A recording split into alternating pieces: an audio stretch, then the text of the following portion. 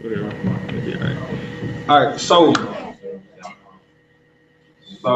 Apologize for getting started a little late, but better late than never late. That's what Drake said. He's my idol, not really. But so what's the MilliMind? That's what we're gonna be talking about today, and I'm really excited because as far as formation of this organization goes, man, we've been around, I don't know, going on 2 years now. Yeah. And so we've really been going through the figuring out what our identity is, what's our niche, what's the thing that we're offering to other people that they need that we're really good at. And so each day I feel like we get better and better at that. And this is kind of a culmination of everything that up until this point that we've been learning about. And so I'm excited to share that with everyone today. And I'm really looking forward to hearing what y'all have to say. So, all right, so man, this is us, right? The freedom to get better together, millionaire mindset club, and we are financial freedom fighters, human developers, and then also community builders. And we're going to talk about exactly what that means to them. And so, the leadership team, is as follows: we have Joseph Hines, who is busy doing Alpha stuff during Alpha Week, so that's why he's not here right now. And the same is true with Mike Tyson. I'm John Wosu. And then Kimberly Clark is busy doing Kimberly Clark stuff. So T. Robinson, all right, and then Curtis Barber. And these individuals have kind of been together from the ground floor. We've kind of been building and shaping and molding this thing into something that can be really helpful to as many people as possible. So yeah, just clap it up for them. But we wouldn't be here without those individuals. So, man, this is the way that we want to be, right? So when you talk about your mindset, that's your beliefs, your attitudes, your self-concept, and your knowledge, right? The beliefs are the things that you accept to be true. They shape the attitudes, the way that you interact with the world, how you feel and think about things, and all of that impacts your self-concept, what you think about yourself, how you value yourself, how you see yourself, whether or not you consider yourself to be worthy, right? And all of that is really going to determine what knowledge means, because we talk about knowledge like it's this like concrete thing that's been there and we just learn about it. I'm sure like in history class in high school and all throughout elementary and middle school, you all learn a bunch of facts, or you learn a bunch of like things that happened once upon a time that may not have had anything to do with what you're going through. But the truth is that we create knowledge. We always have, and we each bring our own perspective, and the knowledge that we bring to the table is based on the experiences that we've had, right? So that's why that is so important, and all of those things together are really important. And typically the way that we run things is there is a combination of these three things happening at any given point in time. We're exchanging perspectives. There's some type of new knowledge that's being created collectively by challenging what we brought in, and together we usually create something new. And then the co-learning piece is just understanding that we're all teachers, we're all learners, right? So those three things are typically how we operate, and that's how we teach and learn. So today, right, this is the game plan. We'll start with some really critical questions just to get you thinking, get the conversation started. And then we're going to talk about the blueprint to having a Millie mindset, right? So we'll also then talk about the process of success. What does that look like? We might lead a little bit of a step class, and then we'll hit a review of everything that we went through. And so, yeah, we'll go ahead and get started. So let's hit that first question. Who wants to? I need somebody to read it. I need a leader to just read that first question for me. What is the difference between active and passive income, and why does it matter to you? It's a great question. Why?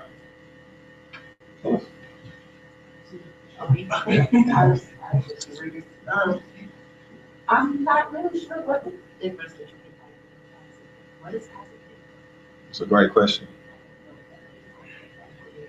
Okay. Sure. Active is steady, passive is active. Like it's not steady, inconsistent. So yeah, passive, that's not always guaranteed. Okay. So you're saying that active is more steady, passive is not necessarily guaranteed. And so for based on what you're saying, which one would be better for you? Based on the definition you just provided.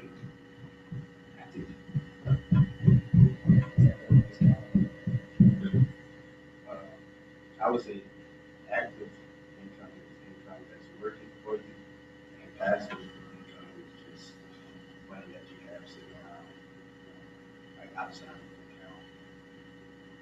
So, for instance, you can go as far as say, like, if you invest the money into stocks and bonds, that's active income, or in a savings account, it's working without protection.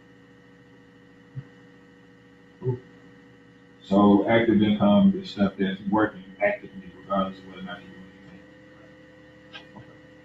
Yes, sir. I was just saying, I had a bit more like you're calling maybe passive is more like investment. That's what I'm getting. I don't know like actual definition, but it's kind of what I'm getting. Cool. Whenever I think of passive income, I think of something that's more aligned with the way somebody's living. So it's not, it's almost like a habit for them to actually do these things and actually be able to generate income from it. But I mean, as far as the difference between them, I don't really see much of the difference. Ideally, I would think that there'll be something that's one and the same. You're doing exactly what you want. Okay. So what about the other part of the question? Why does it matter? Why does it matter to you? Is this a conversation that you all have had before, or is this something that you thought of before? And why not? Okay, cool. Why or why not? But yeah, still with that. Very nice. So what is financial freedom, and why is it important to you?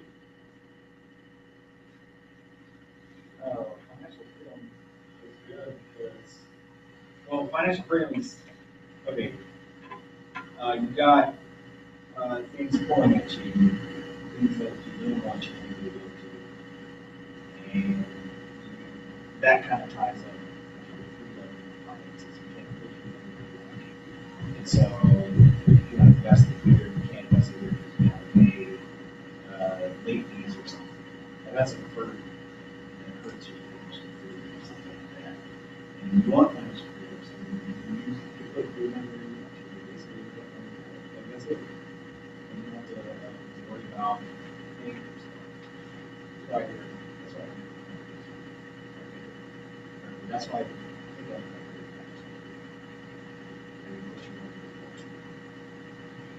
You have some level of control over your head.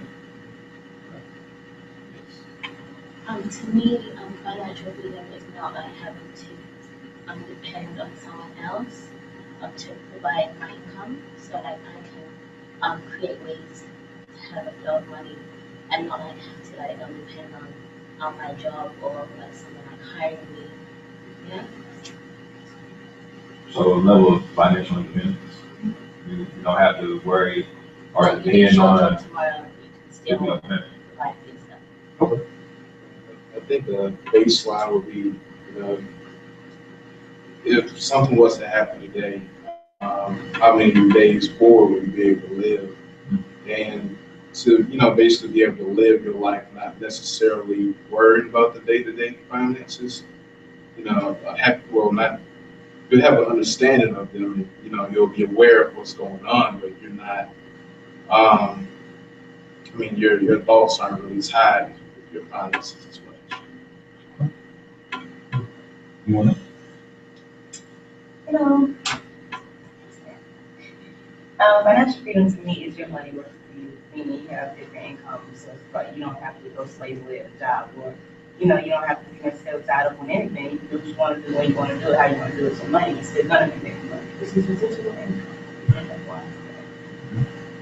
Cool. So there are 3 more questions, and what I would like for you all to do right now is just read and answer one of the questions, whichever one speaks the loudest to you, whichever one makes you think the most, like what the hell is he talking about? Like whatever question stands out to you most, read it, think about it, answer, and then we'll move on.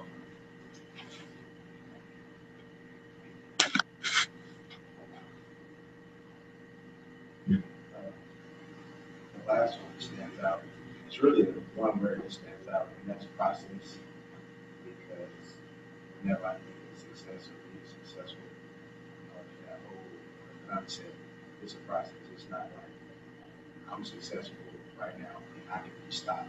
Right? It's a process because you fail, you succeed, but it's always like ongoing.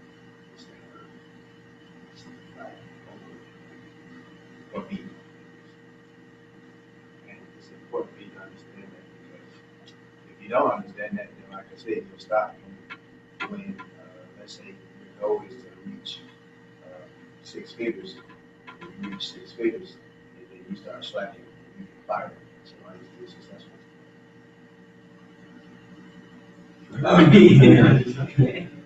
Apparently not. Okay, cool. You want to? I'm looking at the way it's a tribe. That's interesting. I was thinking like barbaric, trying to, I don't know, take an elephant down or something. But I guess a tribe would be all those people that you surround yourself with. Like people say, the people you hang around with are show the level of success that you have. So you surround yourself with successful people that you will be successful. And the people you surround yourself with are doing bad. And of course, you're doing bad. So I think that's why it's important to have a tribe and uplift you, help you become better. If you have weak spots, you might surround yourself with people that have strong spots that you don't have. So, yeah. Was that the one that you were thinking of?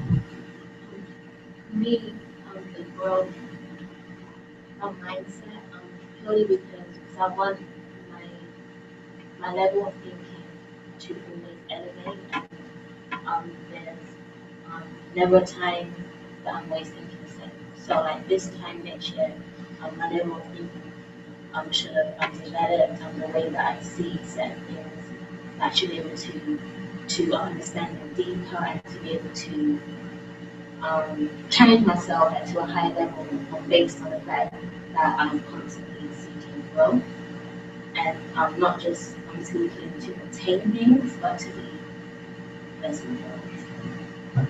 Cool. And so, I want you all to remember what you were thinking, how you felt, some of your responses, because we'll review these questions again at the end and see what the conversation looks like afterwards. Now, we're about to move forward, but I really want to, just kind of feel like we're not connected up right now. So I want everyone to just go around, say their name, say something that they're thankful for, and that's really it. You can make it something that's kind of like a speed round type deal. So fast you can be grateful, the greater you'll be. That's yeah. So yeah, who wants to go first? Hey, I'm seeing I'm grateful for everything. Hey, I'm Curtis. I'm Curtis. I'm grateful for patience.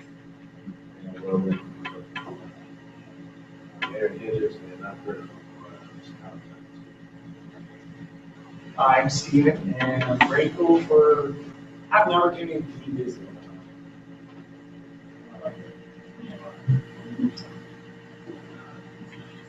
Hi, I'm James, and I'm grateful for still being here for things that happen. And I'm Carmen, and I'm grateful for our growth.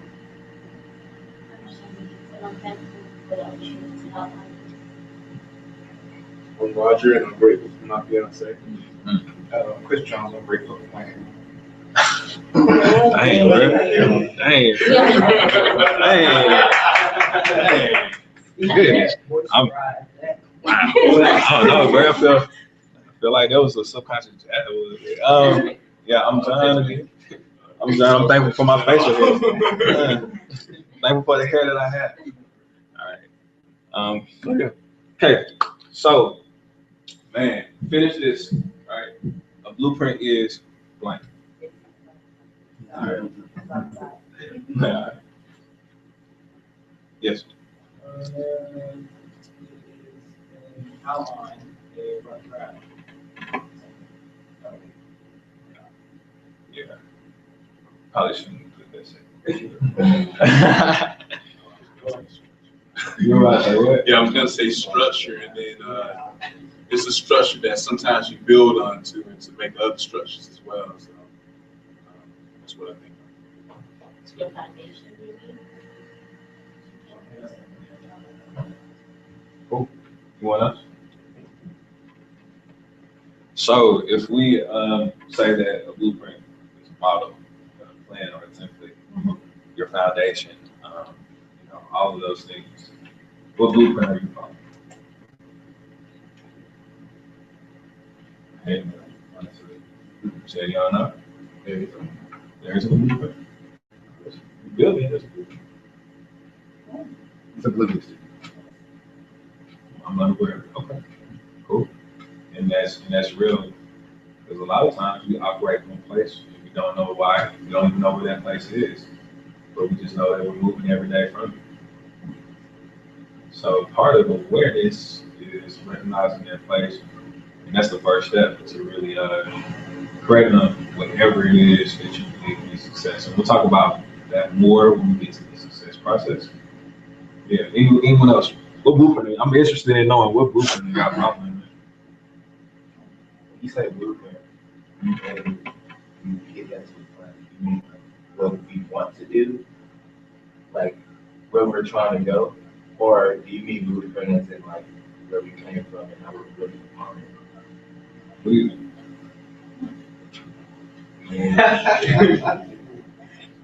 What? I mean, Tell us what you mean.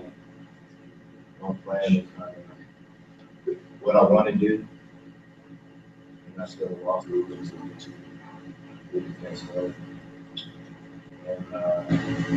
And then there's the ulterior plans that could happen.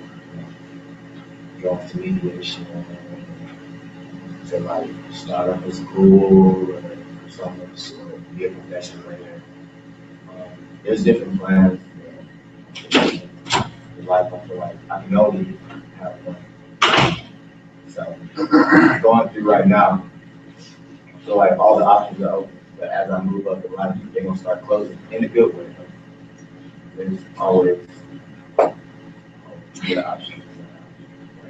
We want to welcome our mindset right on time. Right on time. Come join. Y'all make some space. Are you?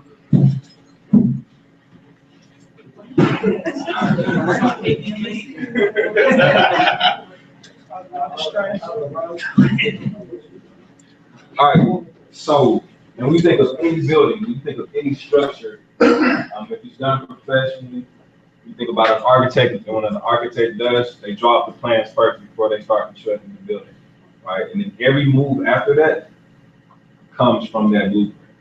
Every time they say erect this pillar, or every time they say put this wall up, all of it is already written in the blueprint. And so even though we're not aware of it, we have our own blueprint, right? So everything that you do comes from that blueprint. And as you begin to move from a place of design, not default, right? As you begin to start to question, why is it that I'm doing this? What is it that I want to do, right? And going with the default answers, which are like, go to high school, go to college, When you begin to design your life, it's really critical for you to be clear about what your blueprint is and what exactly you want to construct and what it is that you're trying to build. And the goal is fulfillment. That's the goal, right? We're fulfillment seeking creatures. Every time we don't do that, right? Every step we take away from fulfillment is a step towards frustration. Like when you think about America right now, we used to be tops on everything, right? We used to be at the top of education, math, science, innovation, technology. However, now we lead the world in anxiety, and we lead the world in prescription drugs and incarceration. Yes. But sometimes that fulfillment may be something that's unattainable. Fulfillment, why is it unattainable? Who said It could be that you want to be fulfilled unless you're 6 foot tall. Maybe you're not meant to be 6 feet tall. Maybe that's not your gift. That's not what you should be trying to go after. Right. So then, if that's not what you're trying to go after, then is that really you being fulfilled? Is that really you approaching something that is something that will provide you fulfillment? It may be what you want to provide you fulfillment, but you can't obtain it because it's impossible.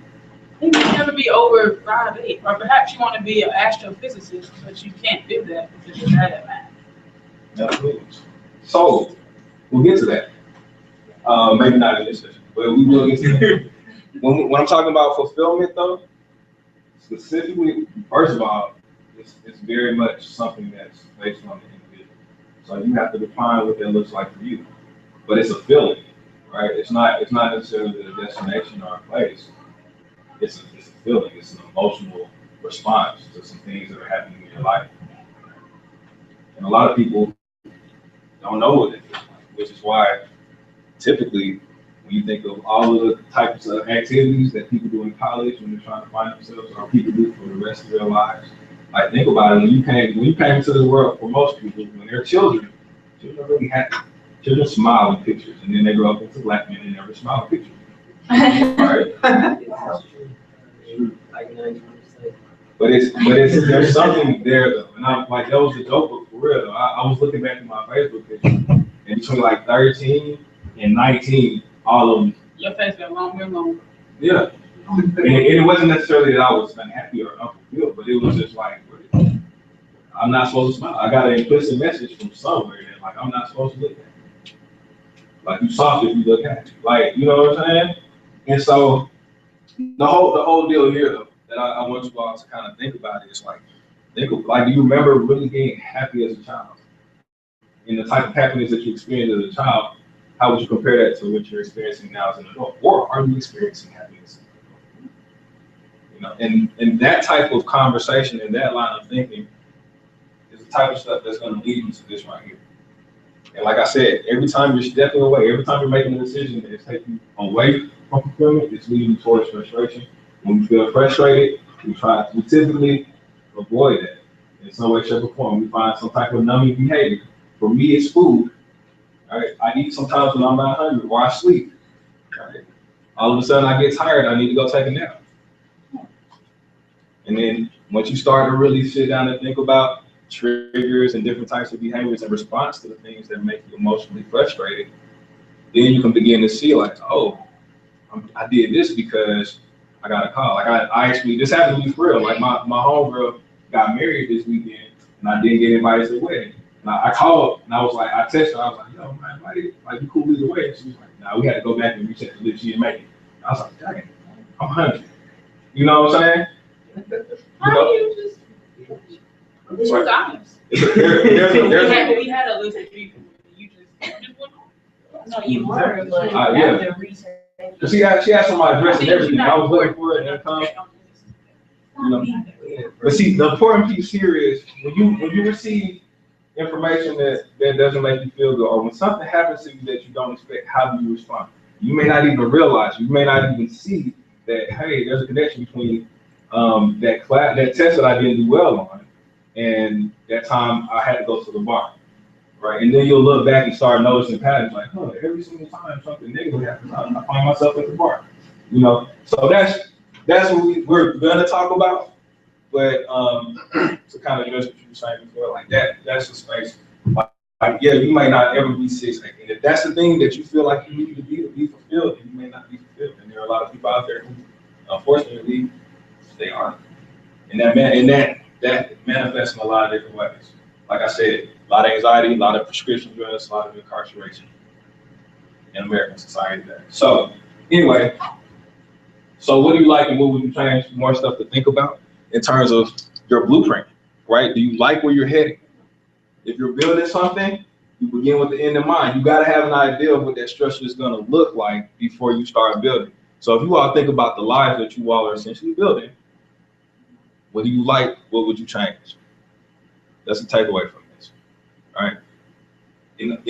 Is the behavior that you're exhibiting, right? Are the things that you're doing blocking or boosting your fulfillment levels? Am I making sense? Okay. All right. What y'all thinking right now?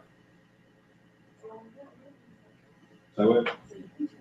Has anyone reached the aha moment yet? Like, oh snap, that's deep. Like, or I didn't think of it like that. What was that moment for you? When you're not moving towards fulfillment, you're moving towards frustration. The beginning. Okay. Anyone else want to share anything before we move on? Cool. All right. So Who has never seen this before? Cool. So this is cash flow quadrant. It is from Robert Kiyosaki's book that has the same title. And so what you really want to recognize from this is just a few things, right? When we talk about financial freedom, all that is it means that you have enough money, right, that the interest that money creates covers all of your expenses. Does that make sense? Okay. So you have 4 quadrants. You have the employee, self-employed, business owner, and investor quadrants. And this side of the quadrant, that's the side of active income. This side of the quadrant, this is the side of passive income. Okay? Now, when you talk about the E quadrant, that means you have a job. Time equals money. All right? So you're trading your hours for dollars, right? Or you might be on a salary, but essentially you're still, everything is dependent on you and the amount of time that you have. If you're self-employed, these are a lot of people out here, like your doctors, your lawyers, counselors, therapists. They're self-employed, and they say that they have a business. All right, but according to Robert Kiyosaki, he says, no, you just own a job. Right? So the key thing here is that on the left side of the quadrant, you're the only one responsible for your income. So if you stop working, your money stops. If you get sick, your money gets sick. Right? So can you see the risk involved? Okay. What's important to people on this side of the quadrant, typically if you're in the E quadrant, that means that you're looking for security, right? You're looking for like things like pensions. They don't really have those anymore, but you want the benefits. You're looking for that government job with the benefits, right? The government job. Yeah. And then here, you're like, okay, I don't really want to work for anybody else, but I don't necessarily trust anyone else to do a job as well as I could. So I want to make sure I get it done because I'm very particular about the way that I do things. That's you in this S quadrant right here. Like I said, this is active income, meaning that you have to actively pursue it in order to create it. That makes sense? All right, over here on the right side of the quadrant, you have a business owner. It means you own the system here, right? You actually have figured out a way for people to help create money. All right, so if you think of a CEO, first of all, we all have 24 hours in a day, right? So how is it that people like Bill Gates or Oprah Winfrey or Warren Buffett, how is it that they're able to generate so much income, right? But my bank account looking like gas prices, right? How is that possible? And the answer is that they're working with other people.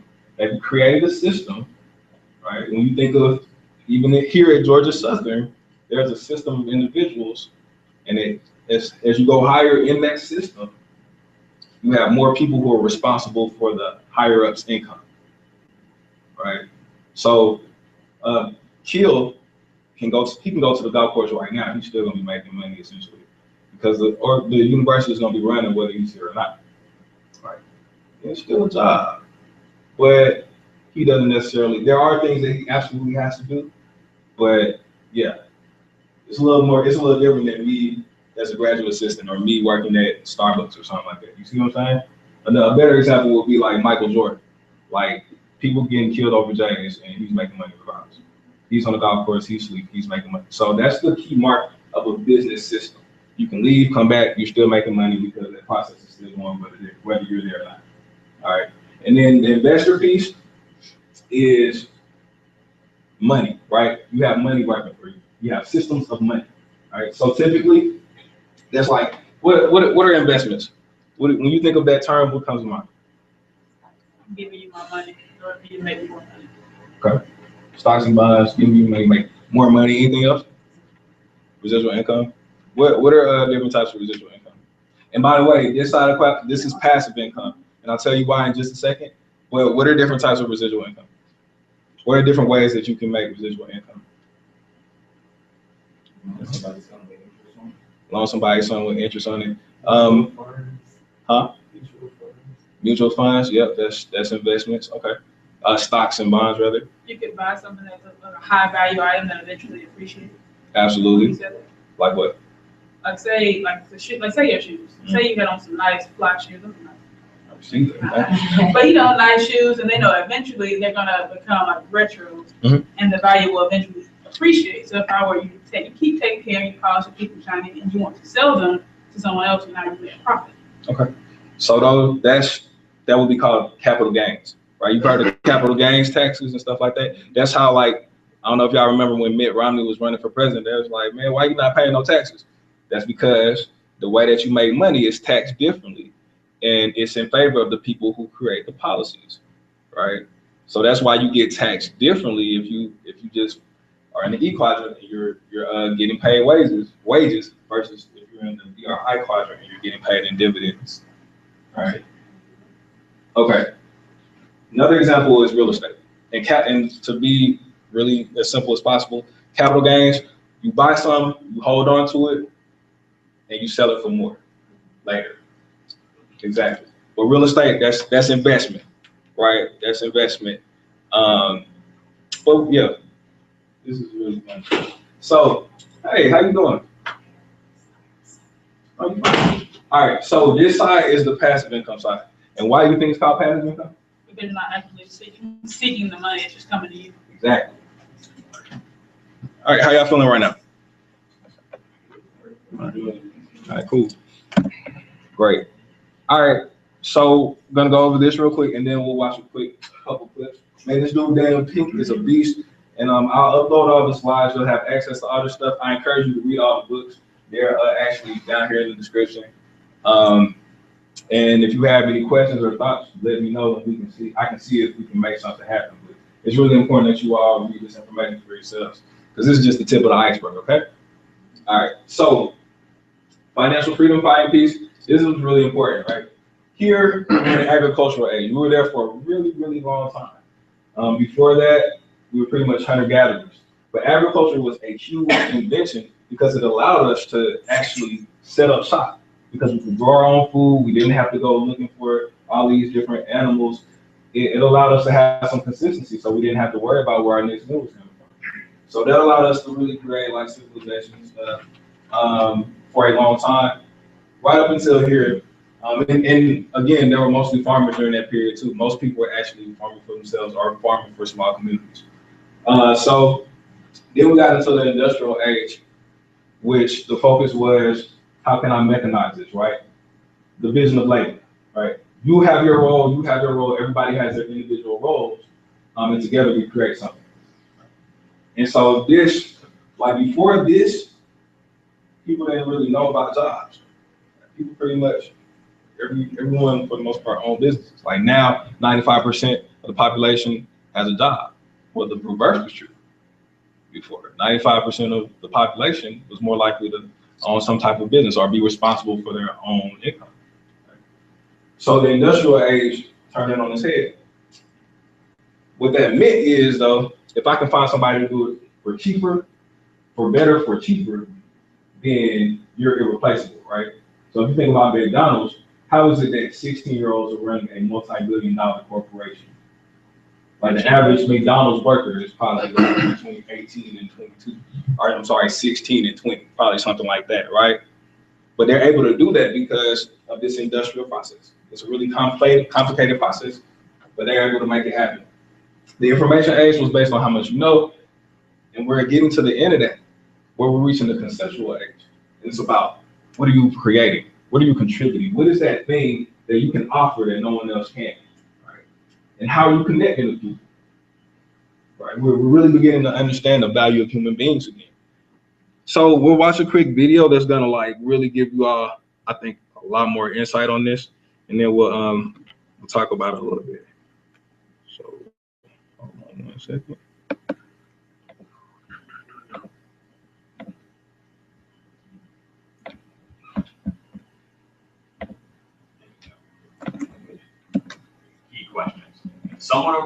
Today you've got to look at what you're doing and ask yourself 3 key questions.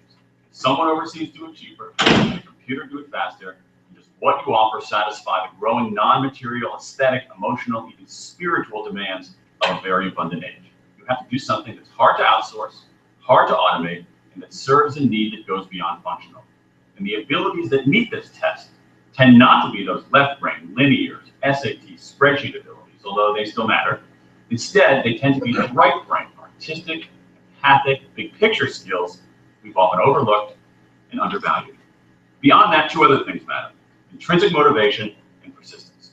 You should do whatever you find inherently compelling, satisfying, and challenging, rather than try to pursue external rewards such as higher pay or promotions. The dirty little secret is that people who are intrinsically motivated, who do what they do out of the joy and challenge of the task itself, almost always outperform their extrinsically motivated peers. The other quality is persistence. I've seen this over and over. The people who accomplish the most stick with it. They persist. So should you. Any thoughts? What you said was very valid. I do agree. Help with persistence.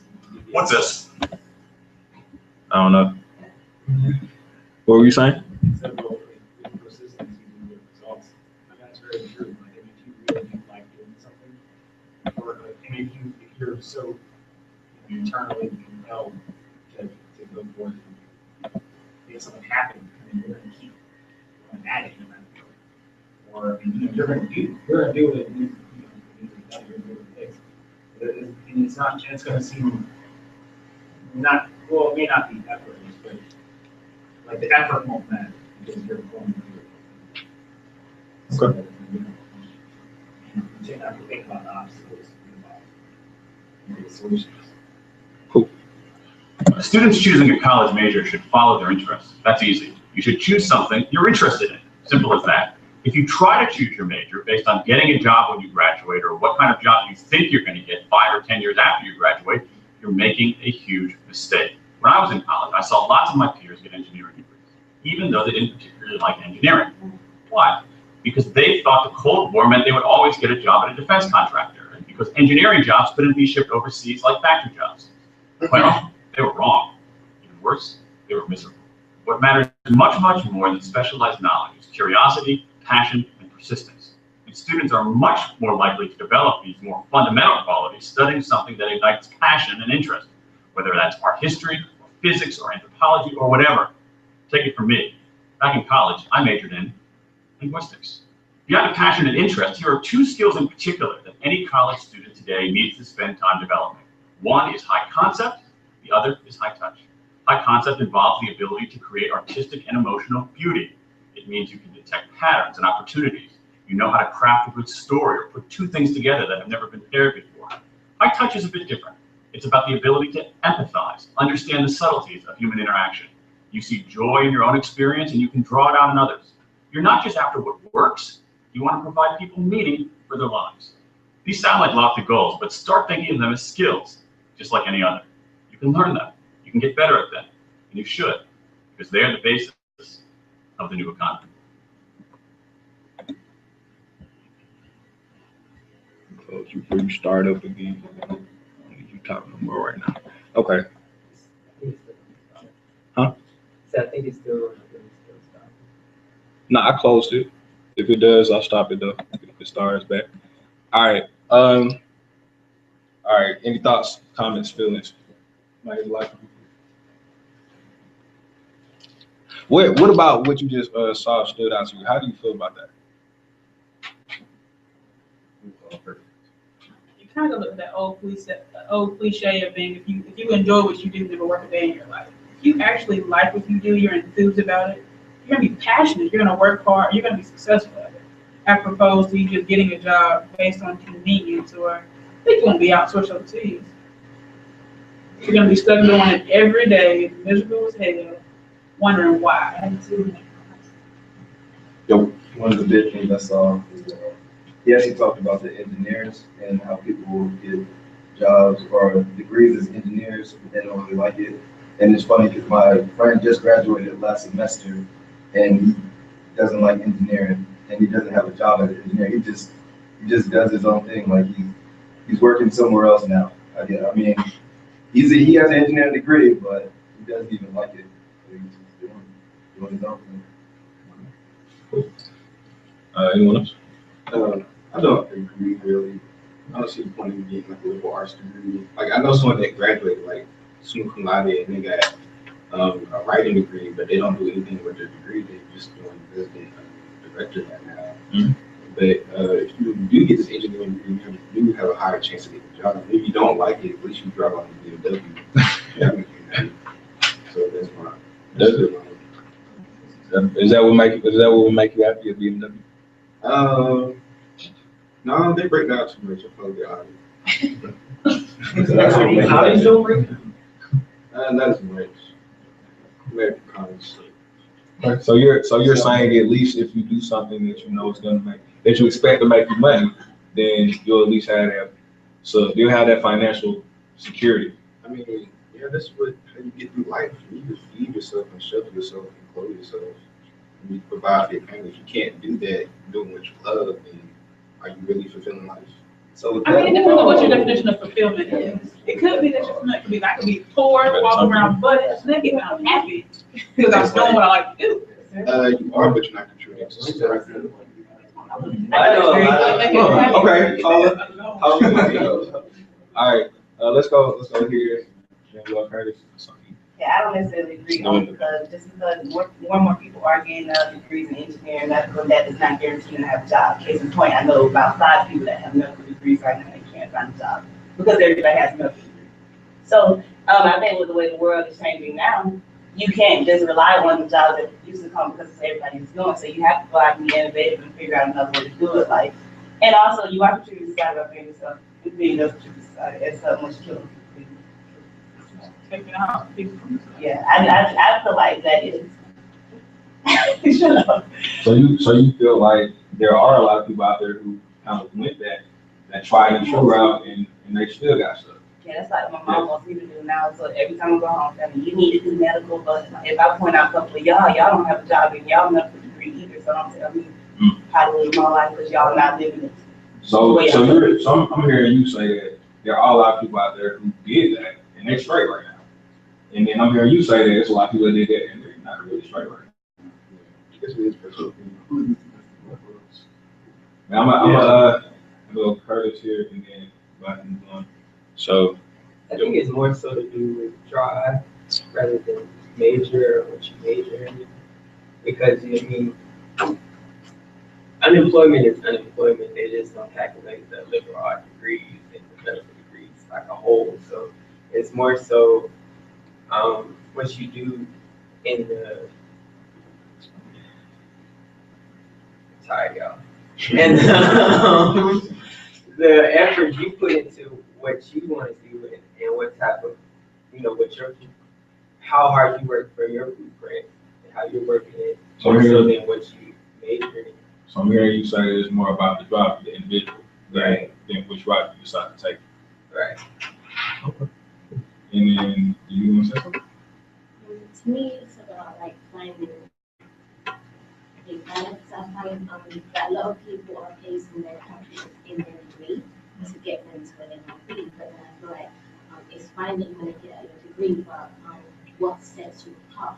You can even have 2 people that have that engineering degree, but one that has no passion, they don't really know who they are or like how they contribute, but they just think because they have that degree that they're entitled to progress. And I don't think that's really anywhere. So I think it's that balance of knowing like who you are and what to contribute, but then you also like have to be smart and like how you provide for yourself too, rather than not just settle. Cool. All right. So a lot of this slide is really to, and a lot of what he was saying as well, it's really just to get you all to think. Whoever reads or comes across that information, I think it's really just to really take a look at what it is you're doing and why you're doing it, the motives behind it, and whether or not they connect to your goals. But understand that at every age, you have to do something different in order to be successful. If you try to farm in the information age, how much do farmers make right now?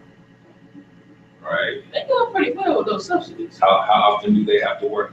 And would you want to live a farmer's lifestyle right now? I wouldn't, but I imagine you're not hurting too bad with subsidy. Even if you're not selling it, you still have to pay. Is that one of the highest, most socially acceptable, most highest value status-wise jobs right now? It is not. What would you say right now? Right, engineering is up there right now. Being a doctor, a lawyer. Huh? I was saying, giving you examples. Yeah, I ain't hear them. I said like math. Yeah, STEM. Right, STEM is the hot movement, right? Everyone's saying go to STEM, you'll have a job. But what if your goal isn't to have a job, right? Because there's tons of people out there that have jobs that hate their lives because of their job. So I think what he's getting at is just making sure that you understand the territory that you're trying to traverse, and also understand where it is that you're trying to go. Right? Yeah. With the whole video, to me, kind of more back to what they was talking about. I think, oh, go ahead. I'm sorry. No, I told them no more. I'm trying to be fair. If y'all cool with him speaking, let him speak. I think it's pretty cool because it's like you said, the whole generation chill. We're continuously trying to do the same thing when we come to college. It's like, okay, I'm about to come to college, I'm gonna get an engineering degree, I'm gonna get a political science or psychology degree, and then when I graduate, I'm gonna look for a job, and then I'm gonna spend my whole life trying to pay back those student loans or try to sustain myself and my family. I think we have reached another point in history where we have to stop trying to do what has worked in the past and find out what works for us. Because too many people, like you said, her family has medical degrees and they don't have jobs in their field. We have to assess and analyze why that is. So when we get a job, it's sort of like what she said, we have to find out what works for us, what separates us from everybody else, because school doesn't teach that. But we have these conversations, we begin to understand that we have to separate ourselves in order for us to be successful and get that Audi or get that the crack. That's what makes you happy or get whatever, you know. I think that's probably the key to unlocking the potential crack. And I definitely think that if you think about the things that he said would make you successful in the new age, and also part of the reason we're shifting into the new age is that what we're doing or what we've been doing or what we've been taught to do is not working for enough people. Right? And so he's saying that the things that got you here won't get you there. So something to think about. Some of us, we might be able to make it the old way, but not enough of us. And so now it becomes like the reason that people said go to college was not because it was going to guarantee you anything. It was the closest thing to a guarantee, right? So now what you have to think about is, for me and what I want in my life, what's the closest thing to a guarantee for me to get that? And that's different from the conversations that I got when I was coming up from a lot of teachers, right? So this is the mindset stuff. I'm actually just gonna slide right into the video in the interest of time. And this is actually a book. It was written by Dr. Carol Dweck. And I'm actually researching this now. Like I decided to make this my research. So I'm really excited. Y'all don't even understand, man. But I think y'all are gonna be excited too when you hear a little bit about exactly what this is and how it affects you. So.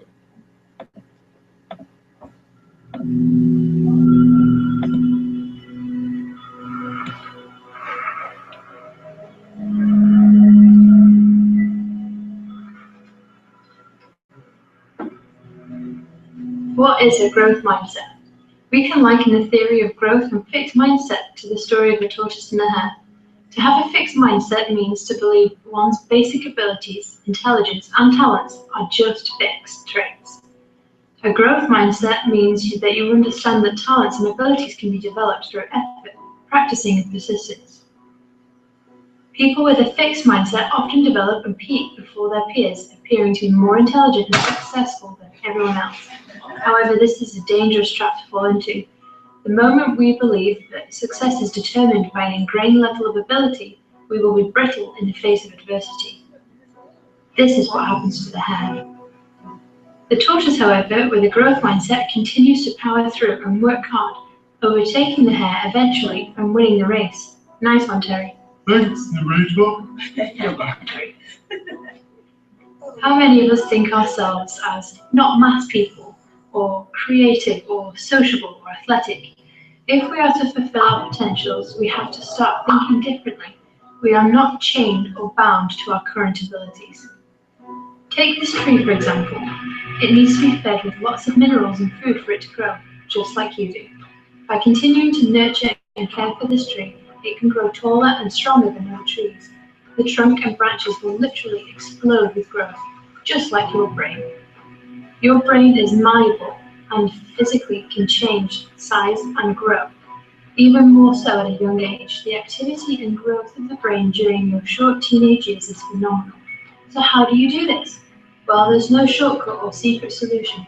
It's as simple as hard work, commitment, and perseverance. In any chosen field or career path, you are certain to have some level of failure at one point. But at each pitfall we come across, you must learn to overcome it. There is a popular movie quote that goes like this. Why do we fall, Bruce? So we can learn to pick ourselves back up. Batman wasn't born with any superpowers, abilities, or talents, and just as Gotham's Dark Knight understood, he had to train relentlessly to succeed. So must you. Right now, these fixed mindset learners might be ahead of others, but they are afraid of failure. And when they reach the peak that they're comfortable with, they'll just stay there. They will never reach their full potential. Failure is the most essential step to success. And as the growth mindset continues to improve, they will overtake the rest. If you feel like you're in a fixed mindset, don't lose hope because there is a lot we can do to change that. But start by listening to our fixed mindset voice. And when you hear it, talk back with a growth mindset voice. If you hear, I can't do it, add yet. Fixed mindsets can change. So what mindset are you in?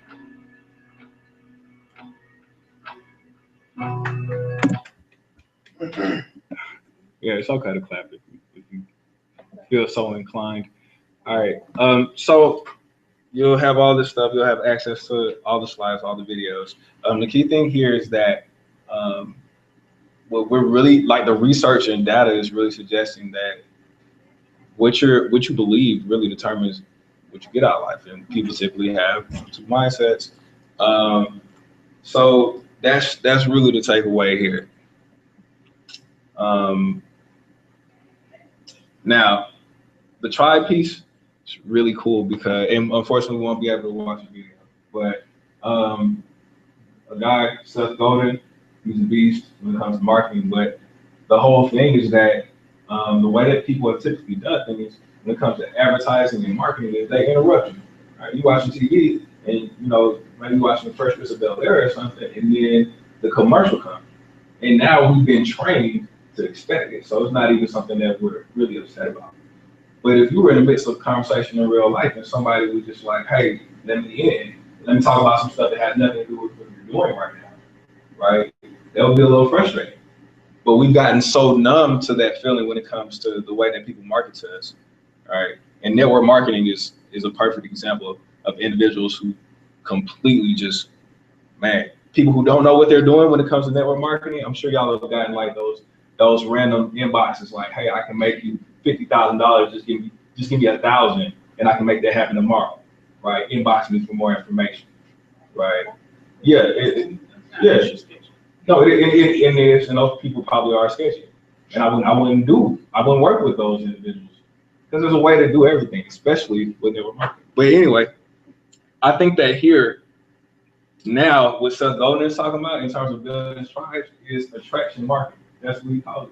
So essentially, you're becoming the person that you are, and you're looking for people who are trying to become that same type of individual.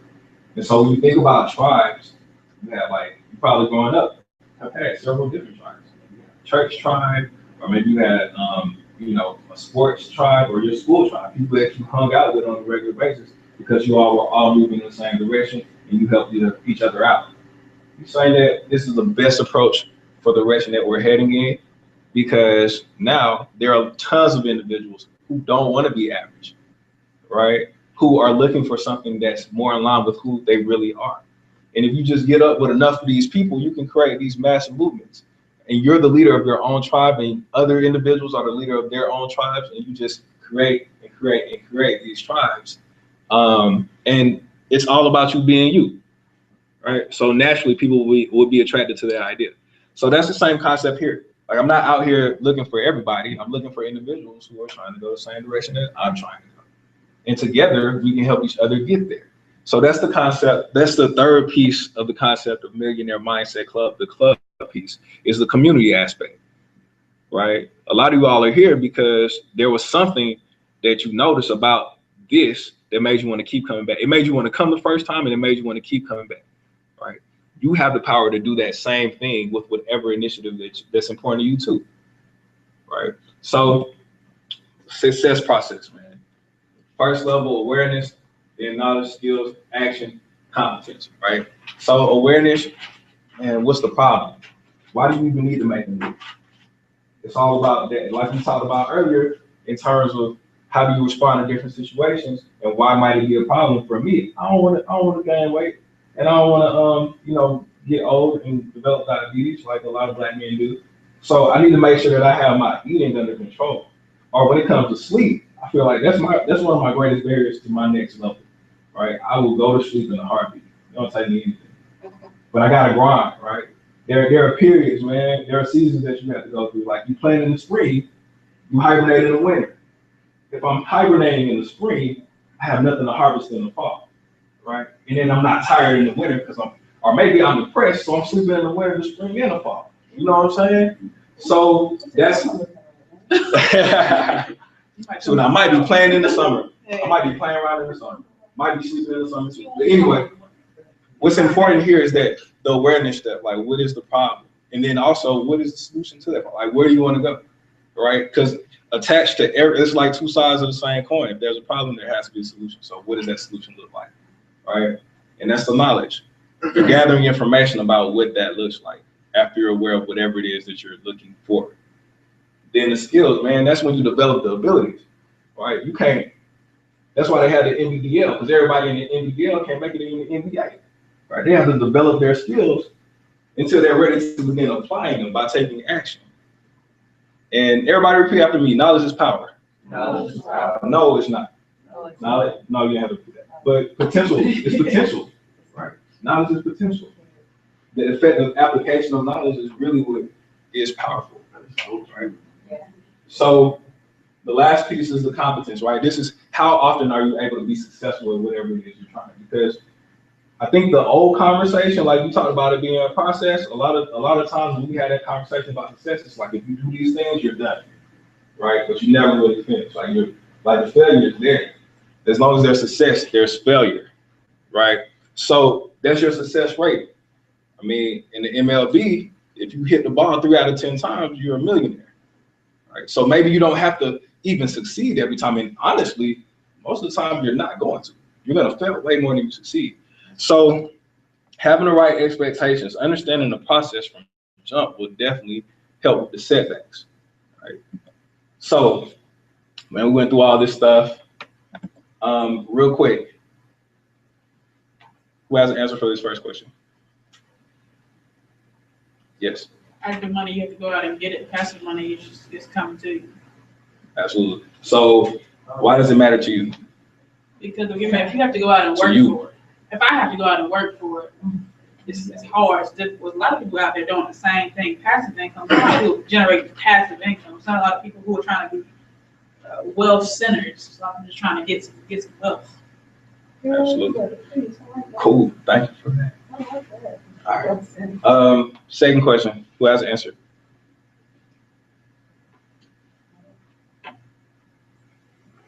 Financial freedom is freedom, and I like that.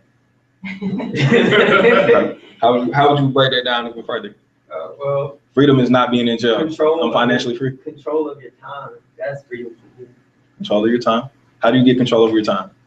By being, you don't have a fear of, losing something that's taking up your time that you don't even enjoy, that you feel like you have to do. Okay, so think back to that first slide. Can someone, can you all collectively come up with an answer for this question so that we walk away knowing what it is that we have to do if we want to be financially free? We need a clear blueprint. Harper, let's go. What's up? I'm coming in. Was it this time that you talked about being myself and yeah. So if you're in the left category, then if you're sick, then my money's sick, but you're saying that you need to make sure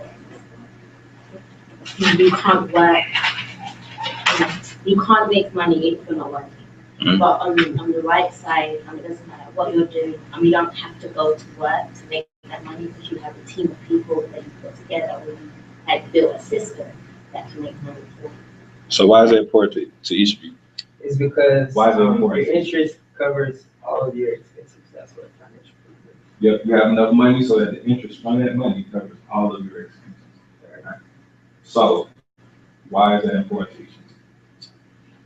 Because I want to be able to build wealth, and not just to build wealth for myself, but for a few generations to come. So I want my children to have the option to do what they love and not feel stuck and they have to do this in order to be successful.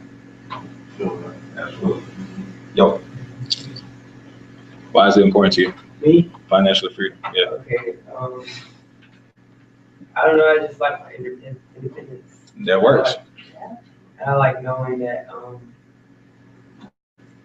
I'm able to give effortlessly without a second thought. That's what's up. Both of those amazing answers. All right, what is a growth mindset and how can it help you? Yes. I think it's listening to your intrinsic faith and letting it guide you to a point where you can shatter like an extrinsic shackles that you develop throughout your lifetime. Because if you're always stuck in that same area, you would never like see yourself grow. Because it's like a lot of times people have potential, but then it's kind of like a match, you know. Well, kind of like a firework. You have the light in your hand, but if you don't put it to the wick or whatever, it's not gonna take off. So that's kind of what I feel. And then yeah. How's that help you? Well, for me, it helps you. How's it help you? Well, how does it help me? Well, okay. Recently, I had two options. I was accepted to pharmacy school, and then I also got accepted to city. So what? City in Miami. Okay. And my family, they was like, "Oh, go to pharmacy school." That's what I've been talking about since 11th grade year. But as I got closer, I was like, okay, I've been doing all of this to get to this point, but then I never asked myself why. So I'm like, okay, I'm about to get out of school, and I'm gonna like keep going forward with this, and I don't even know why, and get in debt, or am I gonna step out and try something that I really wanted to do for this year? So last week I decided to go to Miami. Yeah.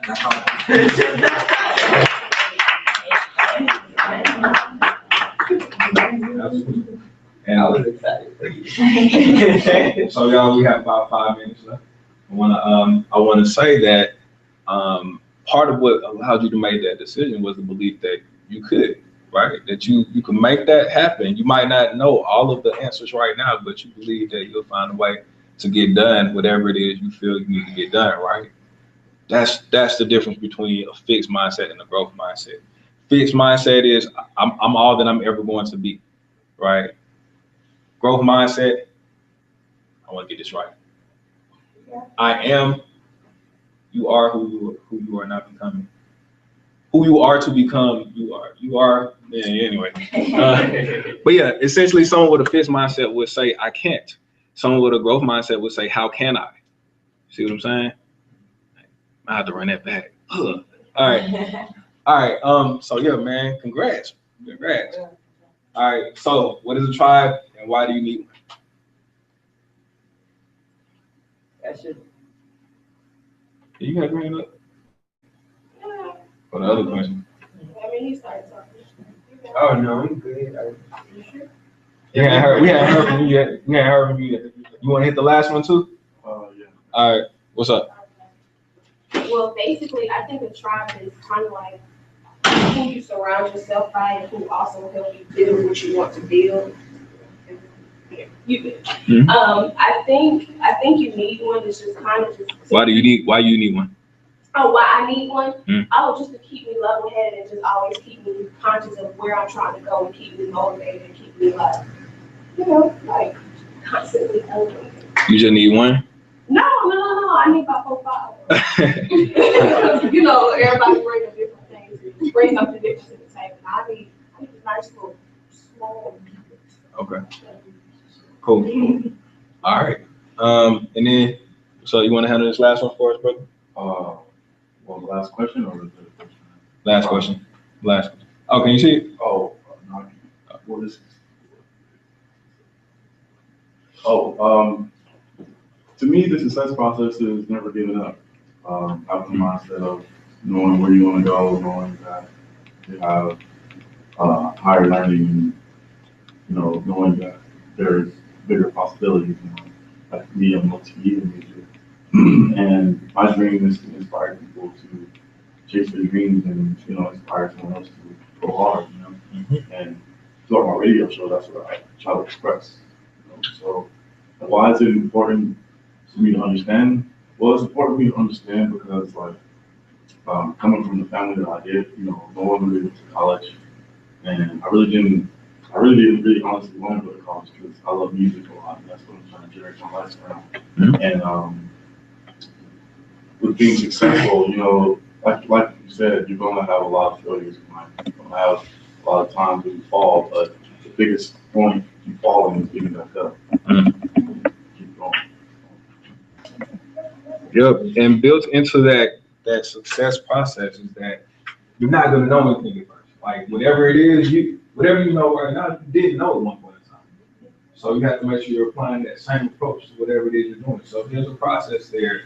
After you start figuring things out, you're gonna begin to see different problems. Then you're gonna have to figure out different solutions for those problems, the best approaches that work for you. You gotta develop those skills so you can apply those approaches. Right, and then you have to keep taking action no matter how many times you fail, right, to make sure that you get better and better until you're competent, which means that you succeed more often, right? You succeed often enough to be considered successful in that field. Am I making sense right now? Yeah. Excellent, man. So, man, y'all are beasts. Y'all are some beasts, man. I mean that in the most respectful way possible. Bless you. Y'all are beasts. Yeah, she sneezed twice. I ain't know if y'all catch that. But every time I said y'all a beast, she sneezed. Anyway, I just want to make sure it wasn't me. All right. So y'all know who we are. And this was just kind of an introduction. Now I really would want your feedback because I know we ran long, but I want to be able to hit on those as an introduction to hey, this is who we are and this is what we do. This is if you see something here, keep coming back. But I think that there's always a better way. You can always make it better. So please send us your feedback. Let us know how tonight went, what you liked and what you would change. And then if you did like what you heard, be an official mindset. Like make sure you follow us, send us your stuff. Someone actually hit us up and was like, hey man, this would be a great thing for you to share. And we had, a cool conversation. And unfortunately he can't come out because he's in RA this semester. But I told him like, we'll keep you posted and make sure we include you in everything. So if you know somebody like that can't make it to the meetings, fine. Let them know, follow us on Instagram. And then even if our Twitter and Facebook and email us, but even then, like if there's something that you want to offer, like this is a platform for any and everyone, bless you, for any and everyone who has something to say that is a financial freedom fighter, a human development, or a community builder. All right. So man, that's all I got. Yeah. So thank y'all for making this happen. Oh, hold on, man. I don't get no pictures. Y'all want to like do something crazy? I'm asleep. You sleep? That can be your pose, man. That can be your pose. Man, Kim, you chilling, bro. You not trying to be a pig, huh? Nah. Nah, you not trying to be a pig. I already took like 3 pics. Hey,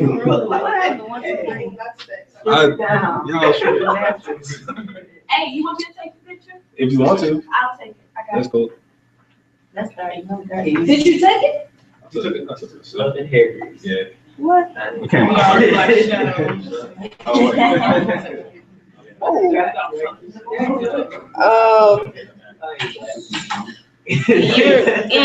So you're not team iPhone. I don't know how to work this. So you just kind of press the button. What button? Don't slide. But you can slide? Yeah. What you mean? Oh, okay. We might need to switch teams. Nah. Like playing for the wrong team. I don't know about that. So yeah, just hit the camera back. Good. You guys ready? Yeah. I can't get Curtis next. Ready? 1, 2, and that was 3. I took it. You want to take another one? Oh, plot twist. Okay, one more time, guys. Sorry, see, iPhones don't do all this. Now flash. We do flash, but we flash when we take a picture, not 30 seconds after. Oh. Shots fired, shots fired, shots fired. Did I take it? Wait 30 seconds and we'll find out. Hey, I got my phone. We can just Okay. You got iPhone? Yeah. Me, I'll send it. I'm gonna show you. I was about to say, man, I think it. No, I'm gonna show you. Yeah, it took. It did take. Oh, okay. The pictures were awesome. It's an animal. Oh. All right, yeah. That's good. Yeah. Good. So I mean, y'all are welcome to hang out and we can chill a little bit longer, which is what we normally do, or y'all can do whatever. So. What's up? I got no new love trick. A word? What's that? It's called E Squared. And I have E-squared? another one about something. But I ain't started the other one. Okay.